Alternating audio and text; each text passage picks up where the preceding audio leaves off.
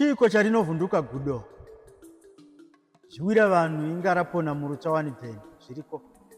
Nhamo yeumwe inorambigwa sadza. Chawana hama chawana tosendo ubuntu. Zvinopa mufaro dambudziko risingaperi nekusuwa. Pane nhoroondo nemazano zvinoda kusiwa. Saka musika ambomisa kwenyu kubvisika. Chigaramboko vakaramba kusesera vakaramba kupisika. Kurarama mabirira saka muchinzi vanopona nekuba. Kufamba ucheukidza pandabva rinongove jemedzanwa. Kushamba negore makumbo mana musi weshanu. Dzigisai hana kunyange soko inosvedza wani parumhanda. Inowanikwa tsaona kana tichishanda. Raramai mutambe rumbo gwamakavamba. Gwaiti zvokunzi tasununguka tisina ivhu ndo zvatakaramba. Mberi gwaiti Africa is not a raw material supplier tiri masaimba. Kachera makombanzi zimaratidza ufende. Umbo gwakabvumirwa nehurumende. Dangoti akauya kuzogadzira simende.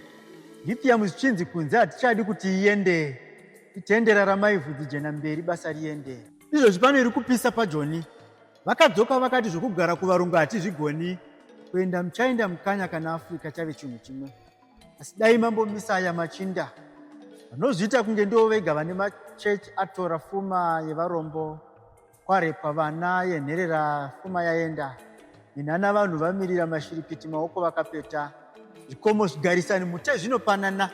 Zvanza zvinogezana zvikomo zvinodirana. Tedza zvinotedzera vari kure. Asi vari mujinga vari pedo tichitamba nazvo. Zvaitwa mukanya rudzi rusina chiramwa. Aita vari makoromokwa. Kugara ndakaguta. Tinoti kasirai kusimba mukanya. Isu masawira enyu tinokusimbisai.